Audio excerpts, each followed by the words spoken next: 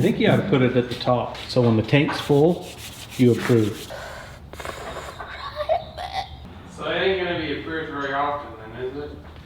Got the wrecker back in the shop. Today's project is getting the cab off. We've got pretty much everything else figured out and know what extra stuff we need to add and where everything's gonna go. So now it's time to pull the cab off and then start running some additional wires down the frame, replace a couple of wires we didn't need and I didn't like, and get the airlines hooked up, get the solenoids mounted, all of that good jazz that we have to do while the cab's in the air. Ken's over here unhooking everything. Getting this big old harness that pushes through here out. Have to get the engine harness pushed through the firewall there. Yep. So you've seen Matt do this a few times, and I've done it a few times at Matt's place, but First time I've done it. so we'll see how long it takes a first timer to do it. It's 11:10. I started about 10 minutes. We'll say 11 o'clock and we'll time us when we're done. Now I'm not gonna help. Well, let's see if we can get it. See if we can get it up in the air, so we can have a really good idea how long it takes to get the cab in the air for a first timer. But the only thing I'll help with is actual lifting the cab off, so we have an extra set of eyes. That was the problem. The cable for the laptop on the Holly system. Huh? You want to put that point right there? Yep. Hey, I'm not supposed to be helping here. Some of this kind of needs to be two people slightly. Oh, okay. I'm in charge. We'll put that. Okay, all right. You're job manager. I'll shut up and just do what you tell me. For once. All right, you can leave now since you're complaining so much. Oh, do I have to?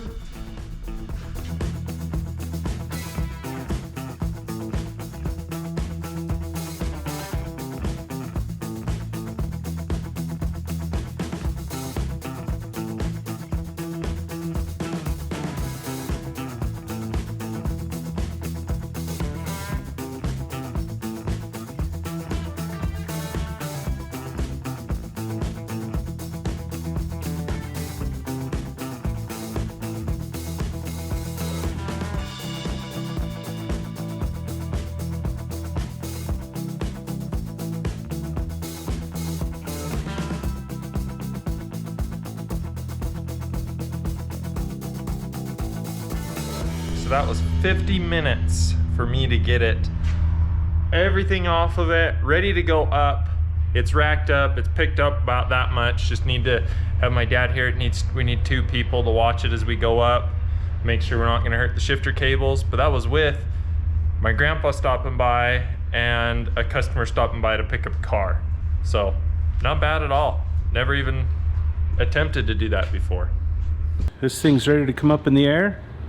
Keen's talked about, sounded like bragging to me, but he was boasting at how quickly he had this thing ready to go. You want to tell the people or boast about your accomplishment again? No. No. I don't even know what to say to that comment.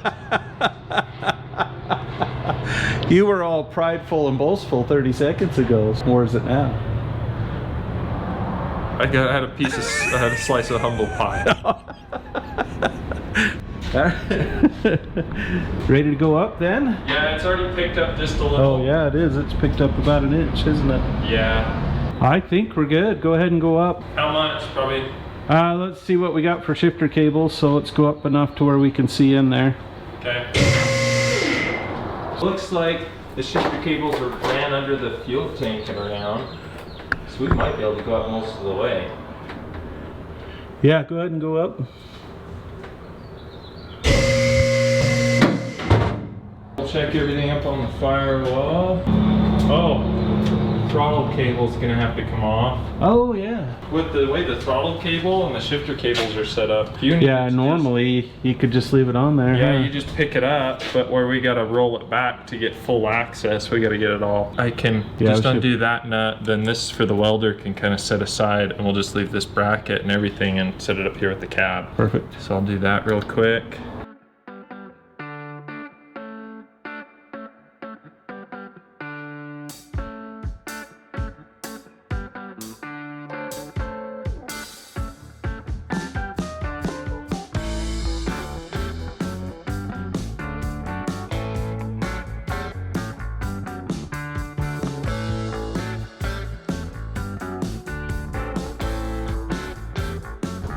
There we go. Got this cab up in the air a little farther. So normally this would be about all the higher you would need the cab to do any kind of work on this. You'd be able to have it in this position in, what, 20 minutes? If you knew what you were doing, 20 to 30 pretty easy. If you've done it a couple times like Matt has, yeah. Yeah, but we spent, another 30 minutes messing with these shifter cables. Right there.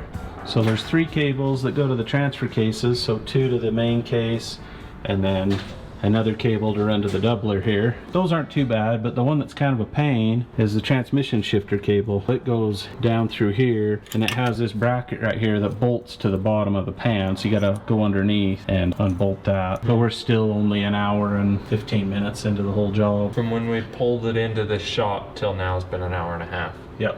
And we're ready to roll the whole rest of it out so you can do everything that needs to happen. Now I can go to work. And Kian, old part-time over there, he can go on vacation. That's okay. He's leaving the grandbaby with us, so. Bye. Bye. Do we want to grab something to pull this back? Yeah, we might have to. Yeah, I don't think we're going to want to push it all that badly. Well, let's see what it does. Oh. Wow. Yeah. Yeah. No. Yeah. Well, I'll get the strap ready. okay.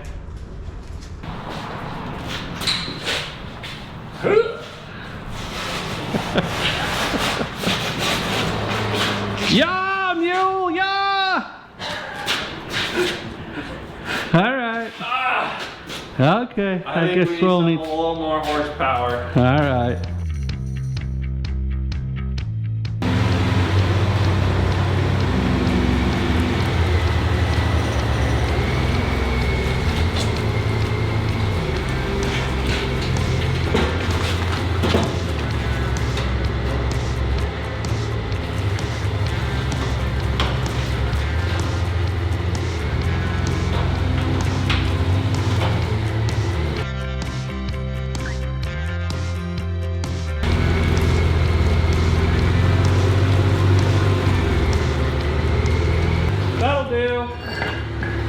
That'll Hey, it's do. blocked.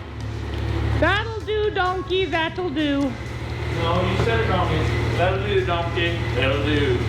Working away on this. It's kind of nice. Shop's empty. Just me and the wrecker. 'Cause I'm all alone. There's no one here beside me. There's a ton of stuff that needs to be tidied up, a lot of things that need to be changed now that we know some of the details that we didn't know before. Matt wanted this sender for a line pressure gauge, so the sender goes right into the line pressure port on the 4L80.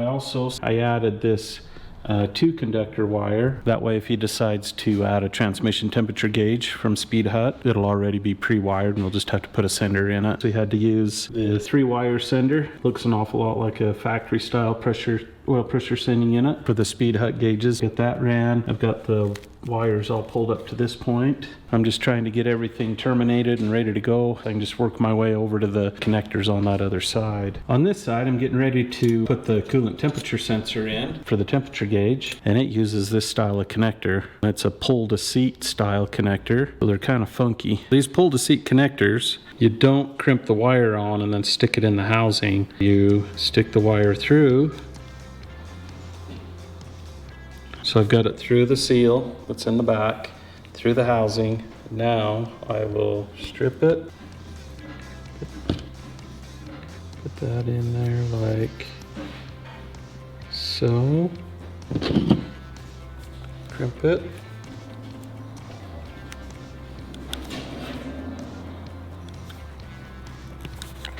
And then the secondary crimp.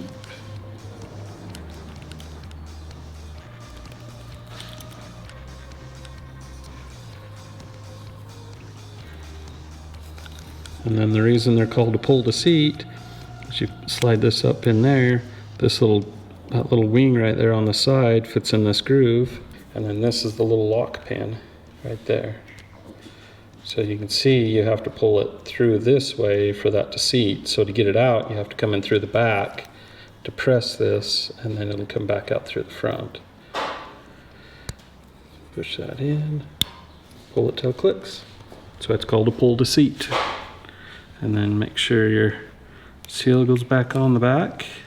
Most of your coolant temp sensors and intake air temperature sensors use this style of connector. Next thing I need to do is add this sending unit, and it goes in where this plug goes. But since this is clear full of coolant, I don't want to lose it all. So what I did is I hooked my little vacuum pump, hand pump, up to here to put just a small vacuum on the top of the radiator. Doesn't take much, like 2 inches of vacuum is all. That'll help save a mess. So you can hear it sucking air past that. Oh, poop. Well, that would have been great if I'd have used the right fitting. I thought that was a 1/2 inch, but it's not.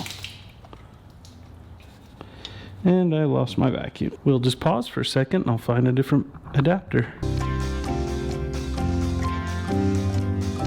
All right, I think I got the right fitting this time. Try this again. All right. Nope, I didn't get enough of vacuum on there.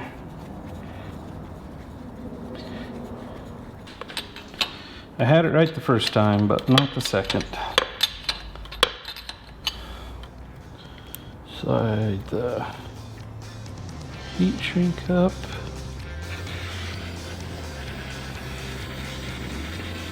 Okay.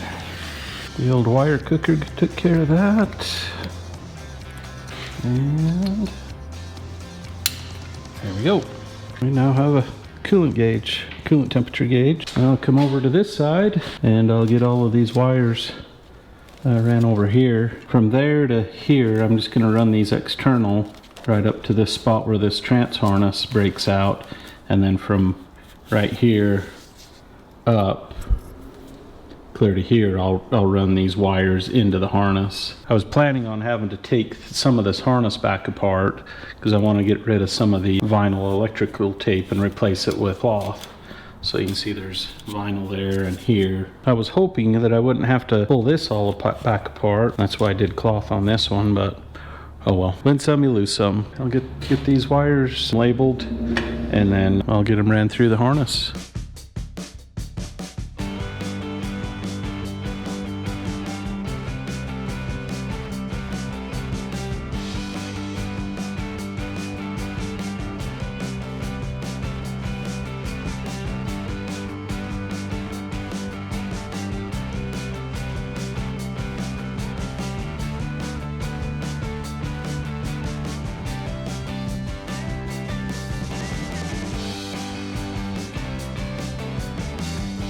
Still plugging away. Got a bunch of those additional wires ran up to here.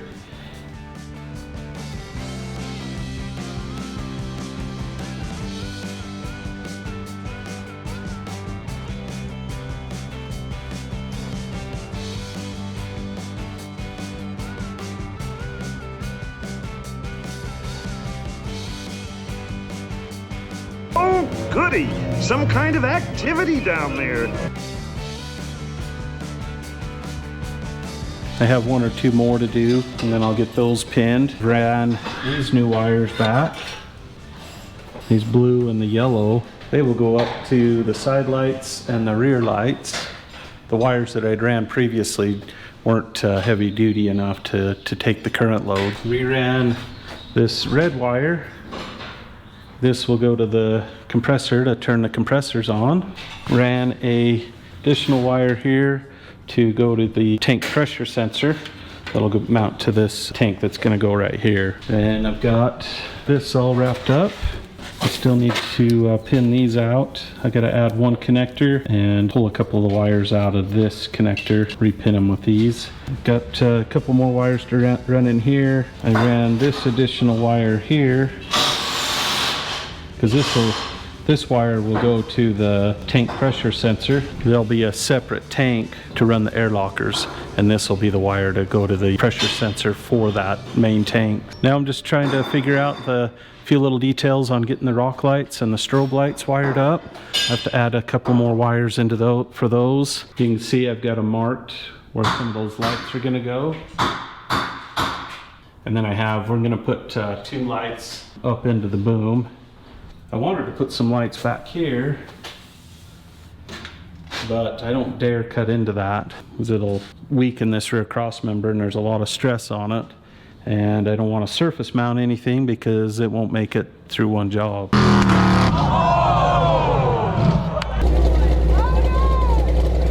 When I originally wired this at Matt's, I ran some auxiliary wires, but they were just marked auxiliary as I didn't know specifically what they were going to be for. But now we have the rock light, the mid front strobe, the front strobes, the front cubes, the rear mid strobe, and then the rear strobe. This black wire will go basically around the whole truck to all the different rock lights.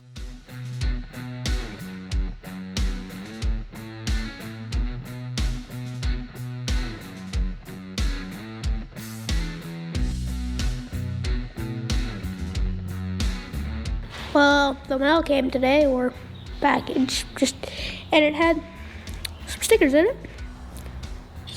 Wait, I'm holding that upside down. Some Korbin approved stickers, so. So are you excited about them? What? Are you excited about those stickers? Yeah, I am. Oh, okay.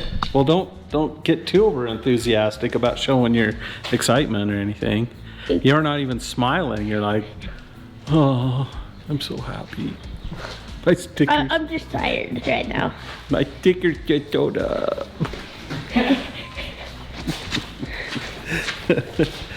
Okay. Hey, at least I'm not like Oh yeah, true. So if it were me, it'd be like the mail just showed up. Yeah.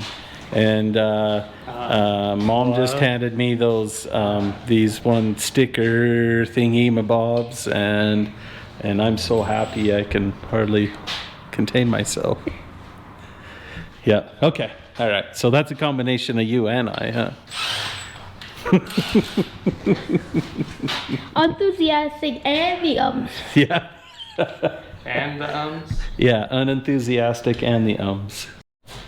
Well, I think I know exactly where I'm gonna put this. I think I'm gonna put it right about somewhere on the gas tank, so they can't see until they pull the like cap off. So. I think you ought to put it at the top, so when the tank's full, you approve. So it ain't gonna be approved very often then, is it?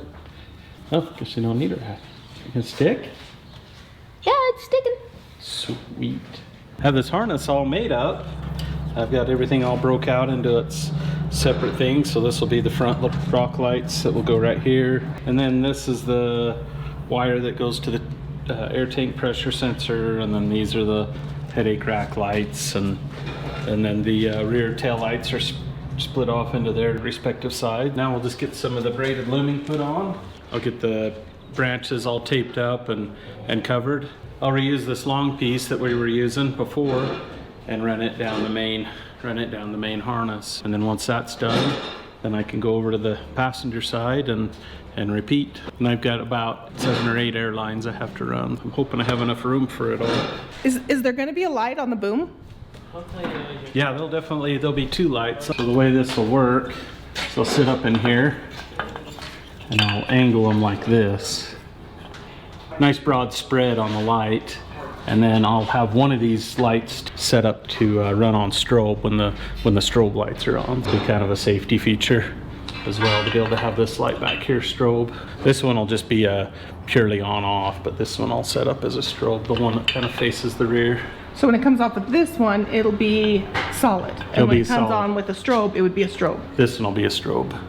That's pretty cool. Yep, so that, like I said, that'll give plenty of light and plenty of options. Those lights up there are quite bright.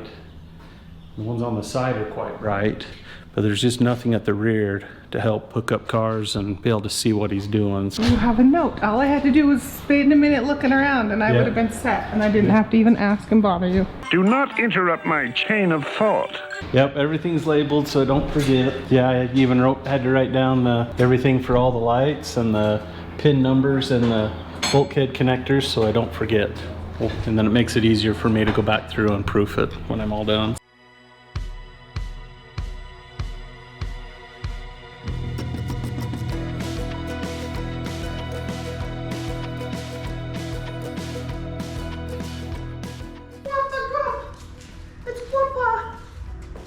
Hey there.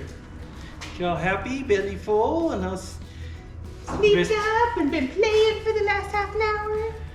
Yeah. I'm bringing your phone back. Everybody's texted. You're all set. Kendall says, test went great. Never got over 211 with just the front fan. Thank you again. Oh, wow. Cool. So I say, cool. So as soon as that fan turned on full tilt, it was done warming up.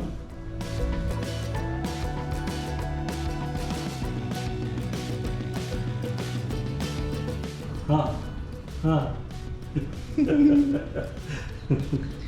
gonna play avoid the face. Yeah. Might as well, huh?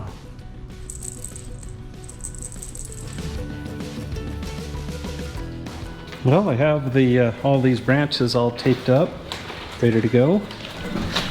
Like a tree? Kind of like a tree, yep. Except this one you do the branches first and then the trunk. Always tape these up and get them taped to the main harness. It'd be kind of funny to watch a tree grow like that. Go from the up, like, whee! You're like, how does that floating there? Yeah, that would be weird to have the branches come first. Yeah, but I guess in wiring, that's how it goes. Yep, not much makes sense in wiring sometimes.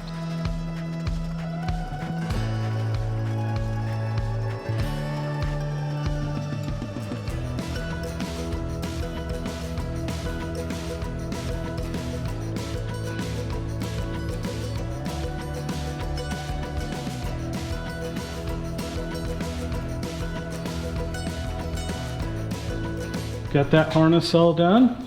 Pretty well pulled into place. I don't have this pulled tight, so I can work with this a little bit. I'm going to be putting some corrugated over the top of this braided loomings. There's been some oil on the harness from the brake booster and just all the normal service stuff up in this area. So I'm going to put some corrugated over the top of it, and that'll help deflect a lot of that oil off of the harness. Then I'll put some tape over the top of the corrugated to further help it.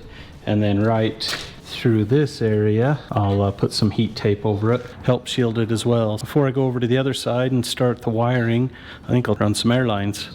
So I got to run quite a few for the tire inflation system, and then I have to run some for the airbag system and the air lockers. There'll be quite a few airlines ran throughout. There are a few already ran for the air lockers, but I don't have anything for the supply. I'm sure most of you remember Matt was using his little Makita hand pump to engage the air lockers. We'll go with something a little bit less Fred Flintstone on this. Kind of give you a quick overview of what the air system's going to look like. Right here on this panel, that's where the solenoids and then also the pressure sensors for each one of those circuits. A few of you may remember when I was at Matt's, we were looking at doing this. Lizzie made that panel and got it welded in for us. But yeah, there'll be 3 solenoid packs. Each of those solenoid packs will run 2 components, 4 tires, and each tire requires its own pair of solenoids, one to air up and one to air down. And then there'll be another set of solenoids for the airbags. So left and right will be completely isolated. You can activate them both together from the switches or do individually to level something up. Or if Matt gets in a bad spot, he can put more air on one side to keep from rolling the truck over in a really bad situation. And then that's what this big harness is for.